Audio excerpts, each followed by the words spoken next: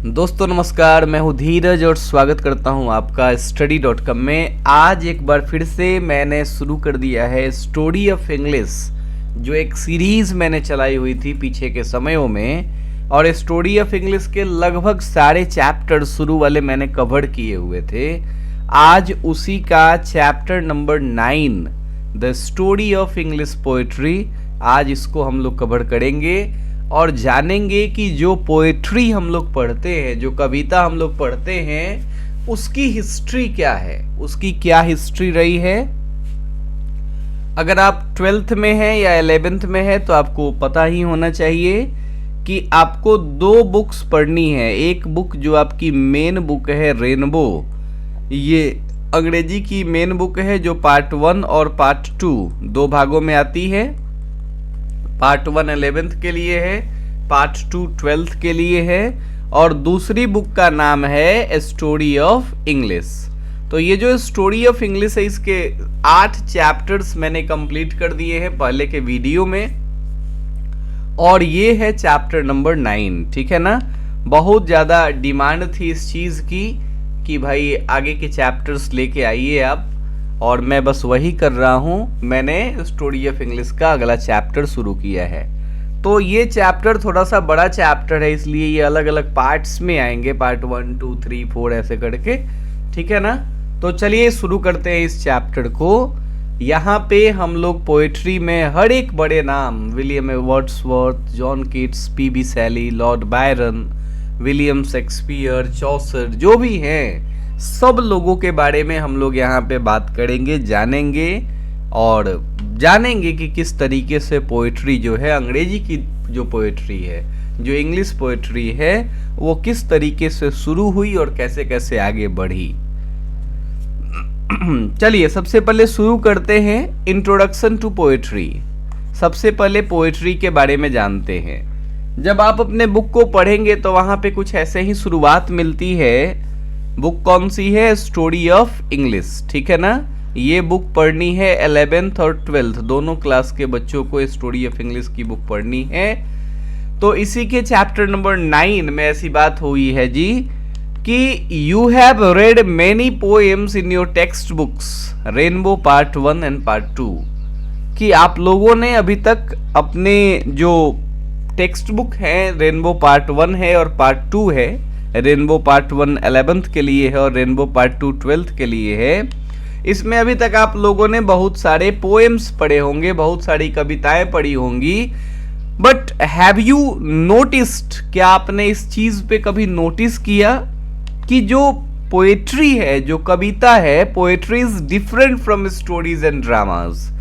आपने कहानियां भी पढ़ी होंगी 12th में, जैसे कि अ पिंच ऑफ स्नफ जो कहानी है, द आर्टिस्ट जो कहानी है, द अर्थ कहानी है। आपने स्टोरीज भी पढ़ी होंगी, आपने ड्रामा भी हो सकता है 1-2 पढ़ी होंगी। लेकिन क्या आपने कभी इस चीज पे नोटिस किया कि पोएट्री जो है, कविता जो है, वो कहानी की तरह नहीं होता है, वो प्रोज की तरह नहीं होता है, वो प्रोज से अलग होता है। ठीक है ना। In poetry words are not just used for meaning but also for their sound and the images they create। Poetry की सबसे खास बात यही तो है, कहानियों में जो लिखा होता है बस उसकी एक मीनिंग होती है, उसमें शब्दों का यूज सिर्फ मीनिंग के लिए होता है। लेकिन कविताओं में ऐसा नहीं होता जी। कविता में जो शब्द हैं वो सिर्फ मीनिंग के लिए यूज नहीं होते, इसके अलावे वे साउंड और एक इमेज क्रिएट करते हैं आपके दिमाग में। जब भी आप पोएट्री को पढ़ते हैं, जब भी आप किसी कविता को पढ़ते हैं, तो आपको ऐसा लगता होगा कि आप किसी ख्यालों में खो गए हैं, आपके दिमाग में एक इमेज क्रिएट हो रही होगी। ठीक है ना। यही क्वालिटी है पोएट्री की। पोएट्री जब भी आप पढ़ेंगे, एक यहाँ पे एग्जाम्पल लेते हैं। To understand this let's look at a short poem by W.H. Auden. William U Auden के द्वारा लिखी गई एक कविता जो कि आप लोगों को 12th क्लास में पढ़नी भी है, उसी का एक एग्जाम्पल यहाँ पे है। ये कविता तो आपको ध्यान होगी ही, मैंने आपको पढ़ाई हुई है। Now the leaves are falling fast, nurses flower will not last, nurses to the grapes are gone and the प्रैम्स go rolling on. ये जो लाइन है, इन दिस लाइन्स, इस लाइन में क्या बात हो रही है? इसमें बात तो हो रही है कि लीव्स आर फॉलिंग फास्ट, पत्ते अब तेजी से गिर रहे हैं। तो वर्ड की मीनिंग तो इस तरीके से आ रही है, यहां पे कविता में तो पत्तों की, फूलों की, ग्रेप्स की, प्रैम्स की चर्चा की गई है, लेकिन ये सारे वर्ड्स आपके दिमाग में एक इमेज बना रहे होंगे। ये सारे वर्ड आपके दिमाग में एक इमेज क्रिएट कर रहे होंगे, और ये पूरी की पूरी कविता जब आप पढ़ेंगे तो आपको लगेगा कि ये पूरी की पूरी कविता ये पत्तों के बारे में नहीं है, ये पेड़ों के बारे में नहीं है, ये तो पोएम जो है ये the cycle of life and death, जीवन और मृत्यु का ये जो चक्र है उसी चक्र के बारे में है। वो जीवन मृत्यु जो है ये जो आती जाती रहती है, चलने वाली प्रक्रिया है, हमेशा चलती रहती है। इंसान जन्म लेता है, अपने कर्मों को करता है और अंततः इस धरती को छोड़ता है, इस शरीर को छोड़ता है, फिर एक नए शरीर में जाता है। ये जो एक साइकिल है लाइफ और डेथ का, इसी के बारे में ये पूरी की पूरी कविता बता रही है। यहाँ पे पेड़ों से पत्तियों का गिरना सिर्फ पत्तियों के गिरने को नहीं दिखा रहा है, यहाँ पे हमारी लाइफ कैसे मूव ऑन करती है इस चीज को बता रहा है। ठीक है, ये पोएम आप लोगों ने पढ़ा होगा, बड़ी ही खूबसूरत सी कविता है, W.H. ऑरेन के द्वारा लिखी गई। चलिए बात करते हैं कि किस तरीके से शुरू हुई पोएट्री की, आखिरकार में कविता की शुरुआत कैसे हुई। हाउ डिड पोएट्री बिगिन, कैसे शुरू हुआ कविता। Poetry began long ago when people started using language to express emotions. देखिए, कविता की शुरुआत ऐसे नहीं है कि बस कुछ ही दिनों में हो गई है, कविता की शुरुआत बहुत पहले हुई थी। अगर आप हिंदी भी पढ़ेंगे तो हिंदी में भी इस चीज को देखेंगे कि कहानियां जो है वो बाद में लिखनी शुरू हुई। कहानियों का इतिहास 100-150 साल पुराना है। अगर हिंदी की मैं बात कर रहा हूं तो कहानियों का इतिहास 100-150-200 साल पुराना है, लेकिन कविताओं का जो इतिहास रहा है ना, वो हजारों साल पुराना है, बहुत पुरानी है। तो कविता जो है, पोएट्री जो है, मतलब पद्य जो है, ये इसका हिस्ट्री बहुत पहले शुरू हुआ। When people started using language to express emotion, जब लोगों ने लैंग्वेज की शुरुआत की अपने इमोशंस को व्यक्त करने के लिए, उसी समय से पोएट्री शुरू हुआ। It grew along with the history of English people। जिस तरीके से इंग्लिश पीपल की हिस्ट्री बढ़ी, वैसे ही इंग्लिश पोएट्री की भी हिस्ट्री बढ़ी। कहने का मतलब ये है कि जो इंग्लिश पोएट्री है, जो अंग्रेजी की कविता है, उसका इतिहास इंग्लैंड के इतिहास से जुड़ा हुआ है। जैसे इंग्लैंड का इतिहास ग्रो करा, वैसे वैसे ही इंग्लिश पोएट्री भी ग्रो करी। ठीक है, समझ में आ रही है बात। आपको पता ही है, मैंने आपको बताया ही है, स्टोरी ऑफ इंग्लिश के मेरे प्रीवियस लेक्चर्स को देखिएगा, उसमें मैंने आपको बताया है कि इस अंग्रेजी जो है उसको 3 हिस्सों में बांटा गया है, ओल्ड इंग्लिश, मिडल इंग्लिश और मॉडर्न इंग्लिश।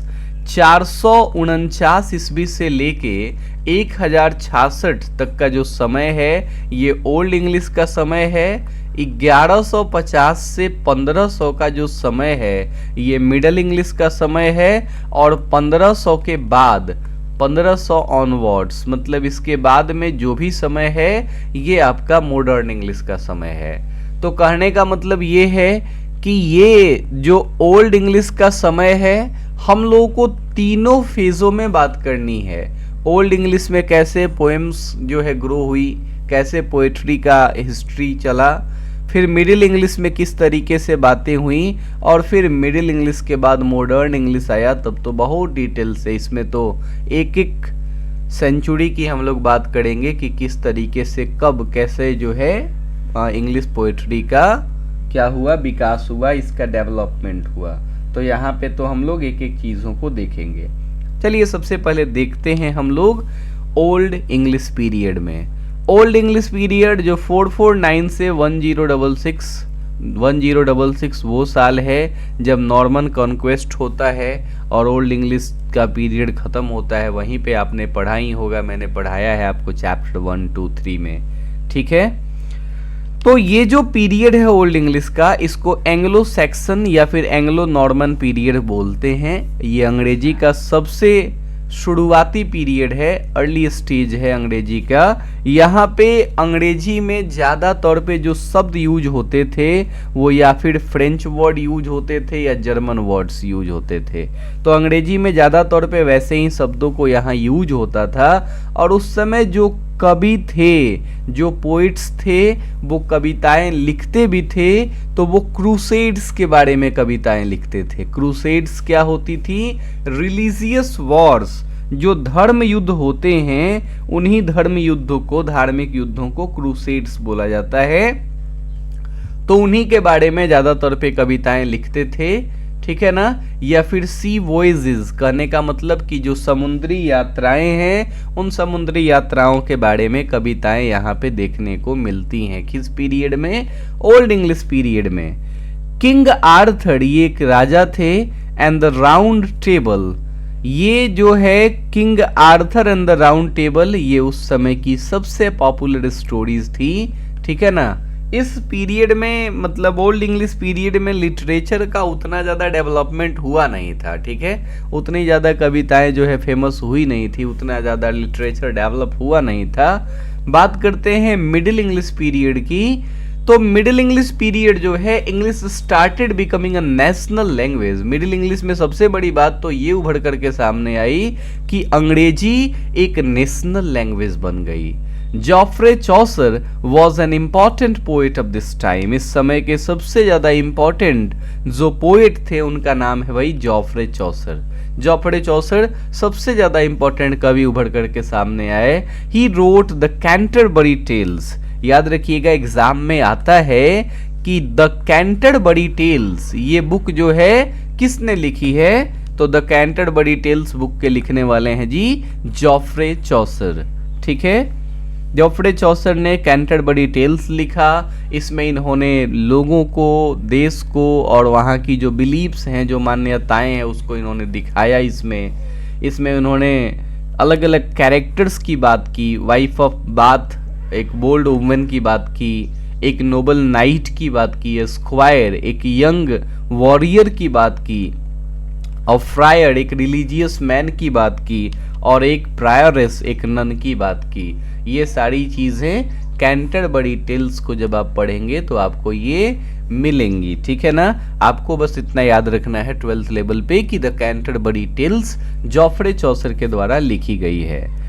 जॉफ्रे चौसर वो व्यक्ति हैं जिनकी कविताएं कुछ इस तरीके से लिखी गई कि उसमें हार्ड वर्ड्स के यूज नहीं किए गए, ठीक है ना। ये कविताएं इंग्लिश, ओल्ड इंग्लिश में तो आप देखोगे ऐसे ऐसे वर्ड्स यूज हुए हैं कि वो आज के समय के वर्ड्स ही नहीं है, आप उनको पढ़ ही नहीं पाएंगे।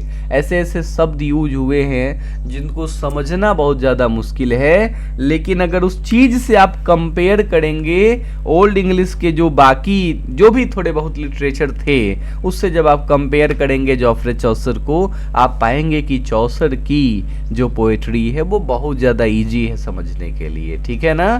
क्योंकि यहाँ पे वैसे डिफ़िकल्ट वर्ड, वैसे इरेगुलर लाइन्स का यूज नहीं किया गया है, ठीक है जी। आगे चलते हैं। मिडिल इंग्लिश में लास्ट के समयों में क्या रहा बात, तो इसमें एक लेखक आते हैं विलियम लैंगलैंड। विलियम लैंगलैंड ने एक बुक लिखी थी जिसका नाम है the vision of Piers the Plowman. ये जो है ये लिखा उन्होंने which uses dream like visions to show social problems. इसमें उन्होंने सोशल प्रॉब्लम को किस तरीके से ख़त्म किया जाएगा उसी के बारे में इन्होंने कुछ विजन्स दिए, ठीक है ना, लेकिन वो भी विजन्स एकदम ड्रीम लाइक थे, सपने जैसे थे। It teaches people to learn to love and be kind. इस बुक में विलियम लैंगलैंड ने ज़्यादा फोकस किया लोगों को ये सिखाने पर कि वो किस तरीके से क्या करें, ज़्यादा तौर पे लर्न टू लव, प्यार करना सीखें, एंड बी काइंड, और काइंड बने, दयालु बने, ठीक है ना। इसके बाद जी Geoffrey Chaucer, there was almost no great literature in England for 200 years. Geoffrey चौसर के बाद में लगभग 200 सालों तक कोई उतना अच्छा खासा लिटरेचर आया नहीं था। मतलब मिडिल एज में ज़्यादा लिटरेचर ना मिडिल एज में थे, ना ज़्यादा लिटरेचर जो है आपको क्या कह सकते हैं, ओल्ड इंग्लिश में थे। ओल्ड इंग्लिश और मिडिल इंग्लिश में उतने ज़्यादा काम हुए नहीं थे जितना ज़्यादा काम हुआ आपका मॉडर्न इंग्लिश में, ठीक है जी।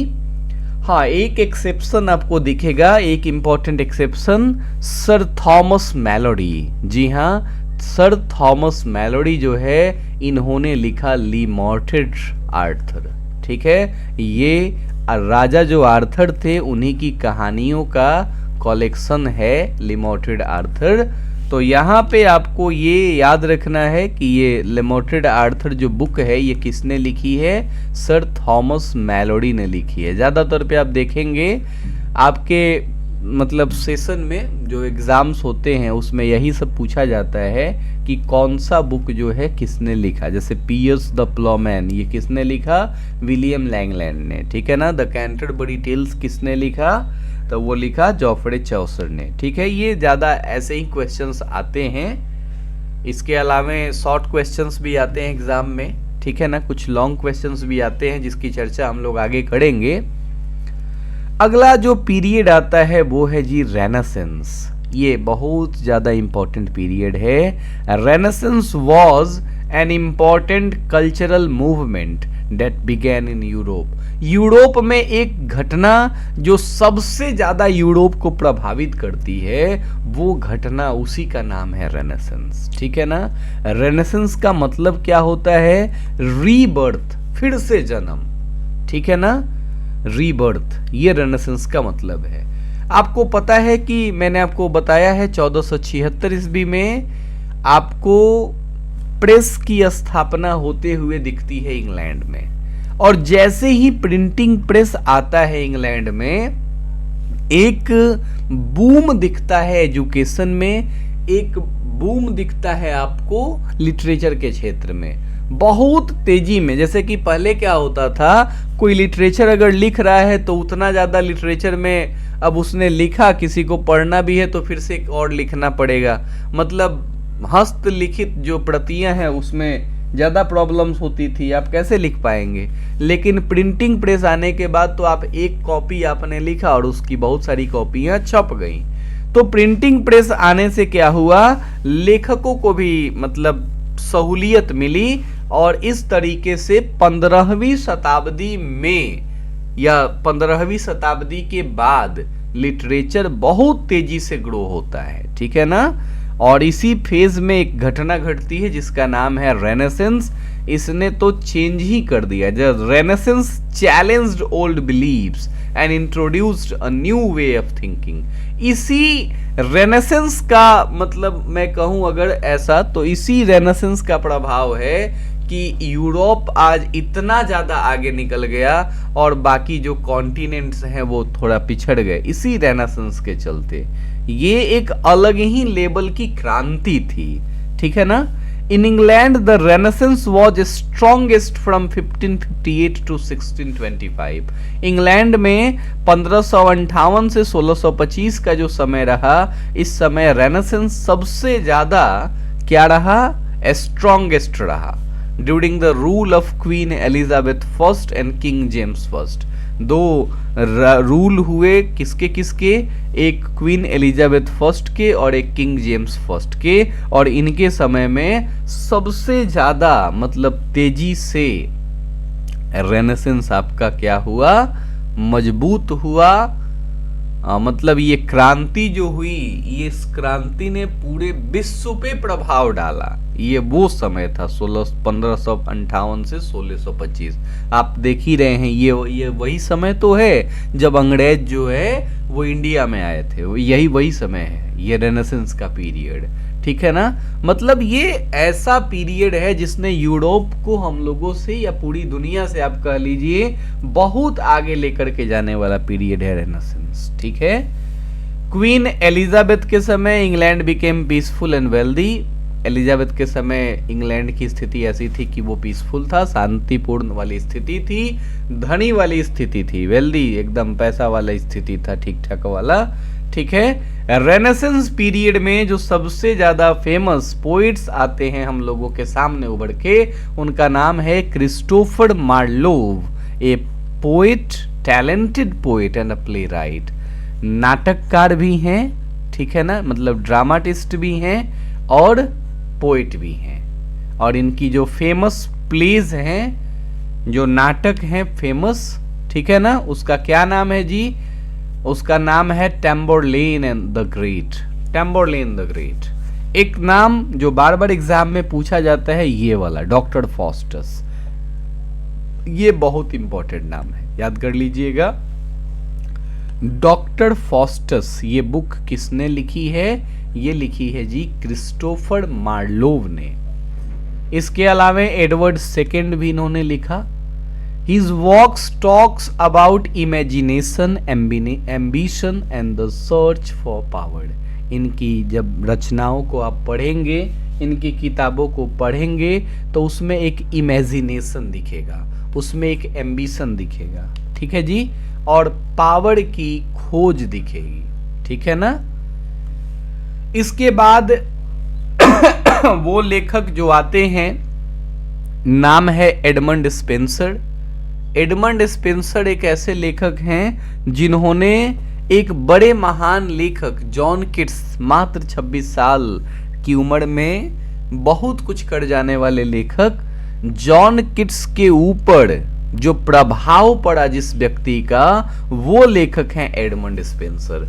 आप 12th क्लास में अपना चौथा चैप्टर पढ़ेंगे तो उसी चौथे चैप्टर में लिखा हुआ है, ये बात बताई गई है कि एडमंड स्पेंसर जो हैं ये वो व्यक्ति हैं जिनका प्रभाव पड़ा किसके ऊपर? जॉन किट्स के ऊपर। और कौन सी बुक है जिसने प्रभाव डाला? उसी बुक का नाम है जी द फेरी क्वीन। ये बुक है, इसी बुक से प्रभावित हुए थे कौन? John Keats. और तब उनके मन में आया कि मुझको भी पोएट बनना है, मुझको भी कवि बनना है। द फेरी क्वीन एक रोमांटिक पोएम है अबाउट नाइट्स एंड शिवरलीज, ठीक है ना।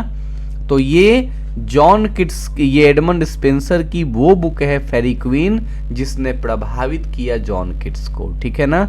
इसके अलावा इनकी और भी बुक्स हैं। सैफर्ड कैलेंडर, ये भी इनकी एक कविता है, ठीक है ना, जो बहुत ज़्यादा फेमस है। लेकिन आपको एक नाम जो याद रखना है वो रखना है द फेरी क्वीन। ये एडमंड स्पेंसर की सबसे ज़्यादा फेमस पोएम है, ठीक है जी, बात क्लियर है। और इसके बाद आते हैं अंग्रेजी की दुनिया में राज करने वाले लेखक विलियम शेक्सपियर। जी हाँ, विलियम शेक्सपियर, आप नाम तो सुने ही होंगे। अंग्रेजी में अगर कोई इनका नाम नहीं सुने तो क्या ही सुनेगा। 154 सोनेट्स लिख दिया था जिसने, सोचिए बहुत बड़ा काम है। ग्रेटेस्ट पोएट, सबसे महान कवि, सबसे महान नाटककार, प्ले राइट, अपने समय के और आज के भी समय के अगर आप कह लें तो ये मतलब कुछ ऐसी गड़बड़ी वाली बात होगी नहीं। एक महान कवि, एक महान नाटककार विलियम शेक्सपियर। एक इनकी कॉमेडीज, इनकी ट्रेजेडीज, ये सारी चीज़ें फेमस हुई, ठीक है ना। और इन्होंने ह्यूमन इमोशंस पे फोकस किया, उनकी फ्री विल पे फोकस किया, ठीक है ना। किस चीज़ पे इनका फोकस एरिया कहाँ था? Human emotion. कुछ मतलब पॉपुलर ट्रेजेडी की बात अगर हम करें तो वो है Othello, Hamlet, Macbeth, King Lear.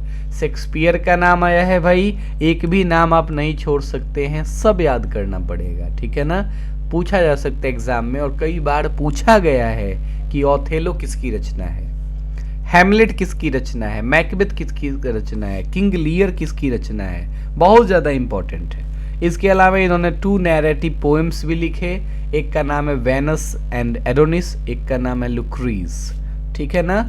इसके अलावा 154 सोनेट्स लिखे। सोनेट्स पता है आपको, 14 लाइंस की जो पोएम्स होती हैं जो 8 और 6 के हिस्से में बटी हुई होती है, मतलब 2 स्टैंजा, एक स्टैंजा 8 लाइन का, एक स्टैंजा 6 लाइन का, ऐसी ही कविताओं को सोनेट कहा जाता है। 154, ठीक है ना, सोनेट लिखा, जिसमें इन्होंने लव की बात की, हार्ट ब्रेक की बात की और फ्रेंडशिप की बात की।